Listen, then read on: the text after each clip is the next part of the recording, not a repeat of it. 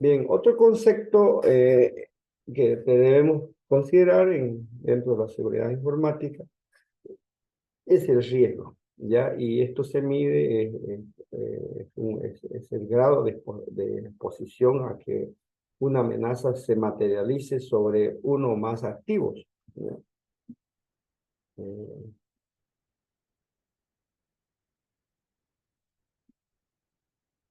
¿Qué significa esto? O sea, hablamos de la amenaza, son las posibles acciones que se pueden dar sobre los activos de una empresa, los activos informáticos, por supuesto. Y el riesgo acá ahora es el grado de exposición ante una amenaza, ¿ya? Que puedan causar daños y perjuicios a la organización. Se los pongo de esta manera. Si ustedes construyen una casa a la orilla del mar, ¿cuál sería la amenaza?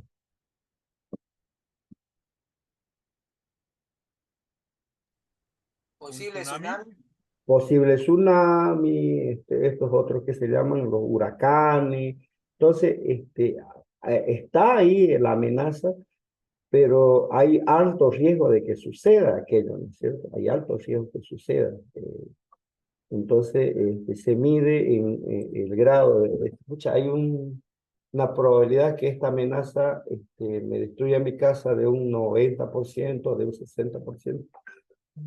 Porque estoy expuesto, pues no estoy eh, pues. Entonces, en el área informática, si tú pones una contraseña, por ejemplo, de tu perfil de la universidad 123,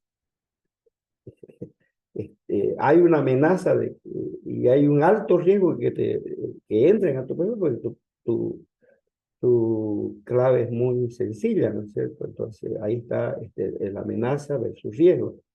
Por tanto, se trata de una medida de la probabilidad, ¿ves?, de que se materialice una amenaza. En el análisis de riesgo hay que tener en cuenta qué activos hay que proteger, sus vulnerabilidades, amenazas y su probabilidad y su impacto. ¿Ya? Entonces, el riesgo está casado con la amenaza. ¿Ya? El riesgo nos mide qué probabilidad hay que se ocurra esa amenaza. ¿Ya? Vuelvo a repetir el ejemplo, si ustedes ponen una clave, por ejemplo, su carnet, muchos ponen su carnet de identidad como clave, o su número de registro, o la fecha de nacimiento, son amenazas con alto riesgo de que violen tu seguridad. ¿Ya? Alto riesgo de que violen tu seguridad.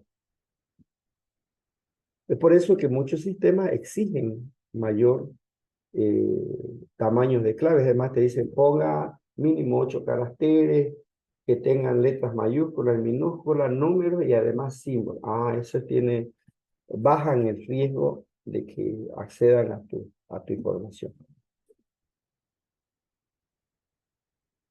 El impacto. ¿Qué es el impacto? Pues el impacto eh, es, se produce cuando una organización se ve afectada, cuando se produce una situación que atenta contra su funcionamiento normal. Dicho de otra forma, el impacto sería el alcance producido, daño causado en caso de que una amenaza se materializa. Es decir, si se da esa situación, ¿cuál es el impacto? ¿Cuál es el impacto? Yo les comento que fui director de la universidad varios años y en una de esas eh, tuvimos un problema con la seguridad cuando los docentes ingresaban notas. Había una amenaza ahí que no se la detectó y aprovecharon ciertos intrusos para entrar y cambiarles la nota a algunos estudiantes, pero se detectó más bien a tiempo. ¿Y cuál fue el impacto? Pues que hubo una gran preocupación por esta situación y se empezó a desconfiar, digamos, de la información, de todo, casi todos los docentes. Me habrán modificado mis notas y empezaron a pedir reportes y se les dio acceso para que revisen si no habían entrado. Menos mal que el impacto no fue mucho. se dio sobre 2 estudiantes de una materia y no fue más. Los mismos fueron procesados y demás cosas. Pero el impacto no fue grande. Se imagina si hubieran podido entrar a todas las materias, hubiera sido, el impacto hubiera sido grande. Entonces, eso como ejemplo, ¿no? Entonces, el impacto no es más que el alcance que produce un daño, ¿ya? Causado por una amenaza cuando se materializa. Desastre. El desastre es cualquier evento accidental, natural o malintencionado que interrumpe la operación o servicios habituales en una organización. Un evento de este tipo puede destruir los activos de la empresa, tanto físicos como los por lo que podría ocasionar grandes pérdidas, incluso el cese de las actividades económicas.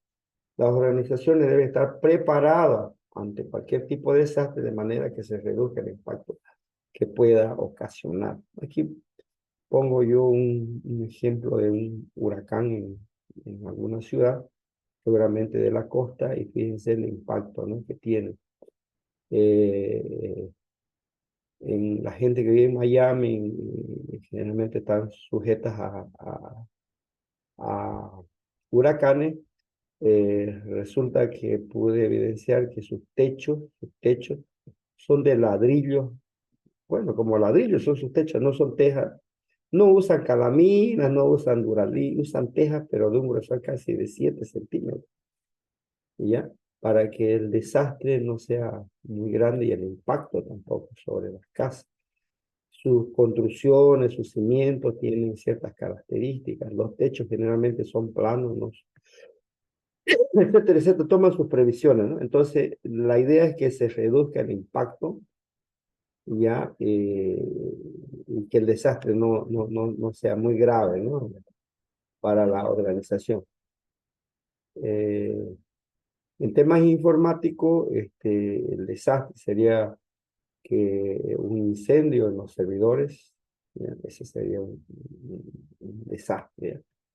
En años atrás, como ejemplo, puedo citar un desastre que ocurrió con, yo tengo una consultora en informática que desarrollamos software también, y el software estaba trabajando con una inmobiliaria para estos que venden lotes y más cosas. Tenemos un software, una empresa que lo instalamos, lo ponemos en marcha en este tipo de empresas.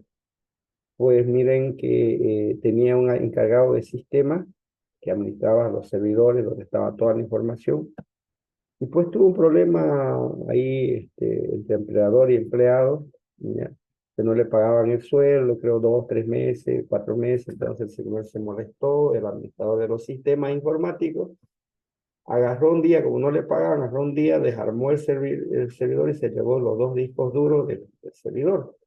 Al otro día llaman a la empresa y dicen, señores, nuestro sistema no está funcionando. Mandamos técnico y el sistema decía no dis, significa no hay disco duro. Desarmamos y no había los discos duros. Se lo llevó el señor porque no le pagaron su sueldo. Y él dijo que no lo iba a devolver mientras no lo pagaban. Pasaron los días y la empresa, en lugar de hablar con él y pagarle su sueldo, lo que hizo fue ir a demandarlo, y lo buscaron con la policía y lo metieron preso. Él, como se enteró de la situación, que lo iban a llevar a la policía, él agarró los discos duros y los tiró al suelo, los deshizo, básicamente los destruyó, los discos duros, y la empresa quedó sin toda su información. Tenía miles de lotes que había vendido al crédito. Cada cliente ahí en ese sistema se sabía si había pagado 10 cuotas, cuánto era su saldo, cuántos lotes libres, en fin, era una información, pero que era de mucha importancia para los propietarios, que ahora ya no la tenían, ¿no? Entonces ahí se ocurrió un desastre, fíjense, malintencionado. Hubo la amenaza, él dijo que si no le pagaban, iba a perder su información, no le hicieron caso, no supieron manejar el problema y llegaron a esos extremos, ¿no?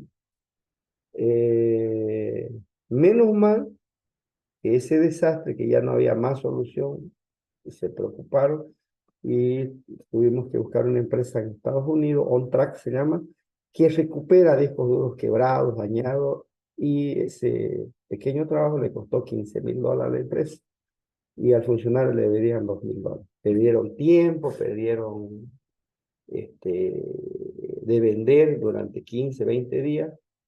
Y bueno, fue un desastre. Ese tipo de desastre, eso es lo que hay que evitar en las organizaciones. ¿Ya? Hay algunos principios de seguridad que hay que considerar, ¿ya? Aunque no existe ningún sistema totalmente seguro e infalible al 100%, se deben considerar, se debe garantizar o considerar un sistema este, que cumpla ciertos requisitos básicos de seguridad informática, mínimamente. Ya no podemos decir, no hay ningún sistema seguro. Hay muchos casos y les voy a pedir como trabajo práctico 2 o 3 casos que han sido constantemente bullados en el mundo entero. Uno fue el ingreso al, al Pentágono de los Estados Unidos por un joven. Entró a los servidores del Pentágono, el sistema más seguro del mundo. El Pentágono es el ejército, ahí se gestiona toda la información secreta del ejército de Estados Unidos. ¿Ya? Se entraron al Pentágono. Segundo caso, los casos de Wikileaks, donde también se entraron al Departamento de Estado del país más seguro del mundo, se entraron y se robaron toda la información secreta que tenían Estados Unidos, ¿ya? Y fueron también, lograron robarle la información, ¿no? Después hay otro caso de un administrador de informática del banco que se hizo millonario solamente, digamos, te tenían que pagar 35,05. Él hizo que solo te paguen 35 y esos 0,5 lo pasaba a su cuenta. Y así hizo con muchos clientes y se volvió millonario, ¿no? Así, ¿cuántas transacciones se hacen al día? Y de algunos 50 centavos, 20 centavos, y eso fue sumando su cuenta, ¿no? Se dieron cuenta, pero muy tarde, ya cuando ya él ya estaba millonario, ¿no? Entonces, no existe sistema seguro, pero tampoco podemos decir, como no hay sistema seguro, pues yo no le voy a poner seguridad a mi, a mi empresa. Entonces, uno de estos principios es la integridad, que consiste en garantizar que la información solo pueda ser alterada por las personas autorizadas o usuarios legítimos, ¿no? Esa es la integridad, ¿ya? Eh, ese otro día se me bloqueó mi tarjeta de débito, eh, y se bloqueó. Llamé al banco y por error yo tenía 2 tarjetas, una del banco A y del banco B, y por error me pedían los datos, me pidieron los datos personales, después me dieron el número de tarjeta, cuál es su número, fecha de vencimiento de la tarjeta, y yo le estaba dando información por teléfono de la otra, y me dijeron, no, usted está suplantando, me dijeron. Usted no es la persona, me está dando otro número de tarjeta, otra fecha, y después le dije, perdón, yo estoy agarrando las tarjetas del otro banco. No, ahora ya se bloqueó todo, usted tiene que venir al banco, presentarse personalmente y acá le vamos a hacer los cambios que requiere. Entonces, fíjense, eso nos garantiza la integridad, que la información solo puede ser alterada por las personas autorizadas o los usuarios legítimos. ¿Qué significa legítimo? Los auténticos, que sea el usuario correcto, ¿ya? Independientemente de su intencionalidad, ¿ya? La vulneración de la integridad tiene distintos significados según se produzca en una red de comunicación. O sea, se lo puede hacer de manera interna o a través de Internet, ¿ya? Eh, Eso es el principio de integridad. Luego hay el principio de confidencialidad, que nos permite garantizar o nos garantiza que la información solo es accesible e interpretada por personas o sistemas autorizados. La vulneración de la confidencialidad también afecta de forma diferente a equipos y redes, ¿ya? Eh, entonces acá debemos garantizar que la información solo sea accesible por personas autorizadas. No puede otra persona no autorizada acceder y modificar nuestra información, ya sea esta de manera interna o a través de equipos de redes de comunicación. Si se lo hace a través de equipos, se vulnera la confidencialidad cuando un atacante accede a un equipo sin autorización controlando sus recursos, ¿no? Eh, por ejemplo, ustedes tienen un directorio y lo comparten con sus amigos, tienen que ponerle clave, pues tienen que decir, y además a quiénes le van a entregar esa información. ¿Ya? Así se lo hace a través de equipo y se lo hace a través de la red. Se produce una vulneración cuando un atacante accede a los mensajes que circulan por ella sin tener autorización. En este caso, en la red, hay varios y vamos a ver algunos ejemplos, pero hay redes que están libres. Es decir, los atacantes lo agarran la información, te agarran clave, tus tarjetas de crédito, te lo agarran cuando estás transmitiendo de un equipo, es decir, de tu celular, estás mandando alguna información a Facebook, por decir. En el camino te agarran tu clave, tu código, lo que a ellos, tu número de tarjeta de crédito, lo capturan, ¿ya? Este, a través de la red. Entonces hay que tener cuidado tanto de los equipos locales como todo el acceso a través de la red. Todo lo que tú publicas tiene que ir cifrado, ¿ya? Es decir, que no cualquiera puede entender lo que está viajando entre equipos a través de la red. Algunas otras características en un sistema seguro, este, se considera como deseable en todo sistema informático el no repudio de origen y el no repudio de destino. Esto es decir, que tengas la autorización de origen para sacar la información y tendrás la información de destino para que llegue esa información. La autentificación también es muy importante, es decir, que tú te autentifiques para entrar a un sistema, es decir, que tengas un usuario, una clave. Hay muchos niveles de autentificación, incluso algunos te piden huella digital, iris del ojo, otros te piden que pongas otros datos más adicionales que te den mayor seguridad a los sistemas. Hay ahora lo que se llaman ahí se llaman estos, que son números que son randómicos que te dan, los tokens, los famosos tokens. O sea, aparte de darte la clave del usuario, te mandan un token y te dicen, lea este código en su correo electrónico. Le hemos mandado un token en su correo electrónico que dura 1 minuto. Entonces tenés que ir a tu correo electrónico, leer ese token y ese token pasarle al sistema informático, ¿ya? Para tener la seguridad. Y tiene un tiempo de vida útil que es 1 minuto, 2 minutos. Si no logras entrar, entonces no puedes entrar al sistema. Otro nivel de seguridad en la autentificación.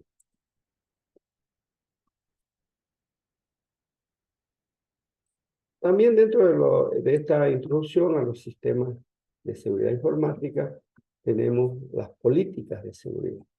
Es muy importante que las empresas tengan políticas de seguridad. Y ahí se trata esto de una declaración de intenciones de alto nivel que cubre la seguridad de los sistemas informáticos y que proporciona las bases para definir y delimitar responsabilidades para diversas actuaciones técnicas y organizativas que se requieren. En otras palabras, en las políticas tienen que estar bien definidas las políticas de seguridad.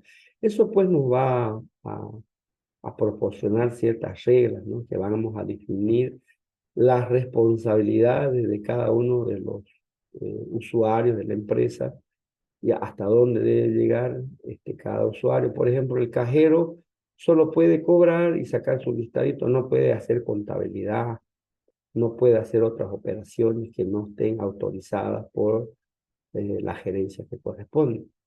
Por lo tanto, tienen como objetivo las políticas de seguridad concienciar o concientizar a los miembros de una organización sobre la importancia y sensibilidad de la información y servicios críticos. Se puede decir que son una descripción de todo aquello que se quiere proteger. Y a la hora de elaborar las políticas de seguridad se deben tener en cuenta los siguientes aspectos. Se llama PSI, Políticas de Seguridad Informática. ¿Cuáles son estos aspectos que hay que considerar? Se deben elaborar las reglas y procedimientos para los servicios críticos. Hay que elaborar reglas y procedimientos críticos. Por ejemplo, acceso al centro de cómputo. Tiene que ser con huella digital, tiene que tener llave física, tarjeta magnética. Estas son reglas y procedimientos. Definir las acciones que habrá que ejecutar y el personal que deberá estar involucrado en estas actuaciones. Sensibilizar al personal del departamento encargado de la administración del sistema informático de los posibles problemas relacionados con la seguridad que pueden producirse. Es decir, hay que hacerle notar al personal encargado que administra la parte informática de cuáles podrían ser las amenazas que puedan atacar a nuestro sistema informático. Y obviamente establecer una clasificación de los activos a proteger en función de su nivel de criticidad, ¿ya? De forma que los sistemas vitales sean los más protegidos y no gasten recursos en proteger aquellos activos con menor importancia, ¿ya? Entonces, hay cierta información y ciertos equipos que son críticos, esos tienen que estar bien protegidos. De repente una impresora no la protegemos, una impresora que se la roben, que se la lleven, no me interesa, ¿ya? Un monitor, que se lo lleven, ¿qué van a hacer con el teclado? Entonces ahí tenemos, pero si se llevan el servidor, ¿se puede llevar el UPS? Sí, no hay problema, ¿ya? Pero lo que no se puede llevar son los discos duros, los procesadores, o sea, los servidores, los firewalls. Eso no se puede llevar, no son críticos, ¿ya? Entonces acá hay que establecer una clasificación de los activos. Las políticas de seguridad contemplan la parte de prevención de un sistema, pero no hay que desechar la posibilidad de que aún a pesar de las medidas tomadas puedan ocasionarse un desastre. Hay que recordar que ningún sistema es completamente seguro. En este caso, cuando entra en un juego los planes de contingencia. En este caso es cuando entran en juego los planes de contingencia. Nosotros, todas las empresas tienen que tener un plan de contingencia. ¿Y qué es un plan de contingencia? Contiene medidas detalladas para seguir la recuperación de los sistemas, es decir, creada para ser utilizado cuando el sistema falle, no con la intención de que no falle, ¿no? Entonces, por ejemplo, un plan de contingencia es poner en el centro de cómputo estos dispositivos para apagar el juego, ¿no? ¿Cómo se llaman? ¿Alguien me puede ayudar? Estos que se utilizan para apagar el juego, extintores. Ese sería un plan de contingencia.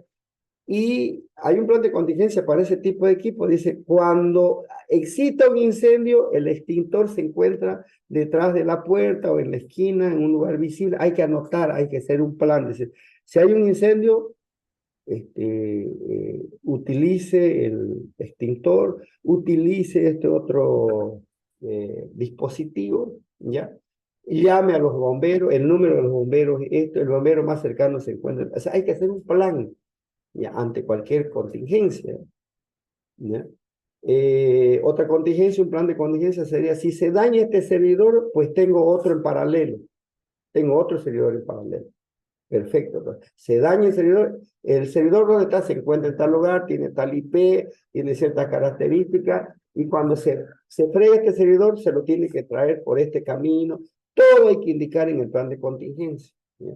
Por eso son importantes los planes de contingencia. Tiene que tener todas las medidas, pero a nivel de detalle, para la recuperación de los sistemas lo más pronto posible. El plan de contingencia debe abarcar las siguientes fases. Hay que hacer una evaluación de los activos y priorizar. Hay que planificar. Hay que hacer un plan de contingencia. Hay que realizar las pruebas. Mira que los extintores estos tienen vida útil de no sé cuántos meses. Entonces, cada cierto tiempo hay que ver si están funcionando esos dispositivos. Si funcionan las alarmas. Hay que hacer las pruebas, ¿ya? Y luego hay que ejecutar el plan. Y posteriormente, si hay el desastre, pues hacer la recuperación de acuerdo al plan que se ha propuesto, ¿sí? Por lo tanto, el plan de contingencia deberá ser revisado periódicamente para que siempre pueda estar de acuerdo con las necesidades de la empresa. Entre las numerosas medidas que se deben recoger, se pueden indicar las siguientes. Tener redundancia. ¿Qué significa tener redundancia? Tener siempre, no solo un extintor, tener dos extintores. Tener no solo un servidor, tener dos servidores. Tener redundancia a la energía eléctrica que me pasa la CRES, pero si no hay energía eléctrica, tener UPS. Y si no funcionan los UPS, tener un motor de energía eléctrica para, eso se llama tener redundancia, la cosa, tener doble. Tener la información almacenada de manera distribuida, es decir, no solo tenerla en un solo lugar, tenerla aquí en este data center y también fuera del data center. Tener un plan de recuperación. ¿Cuál es el plan de recuperación ante cualquier desastre? Y tener el personal formado y preparado para, y que conozca el plan de contingencia.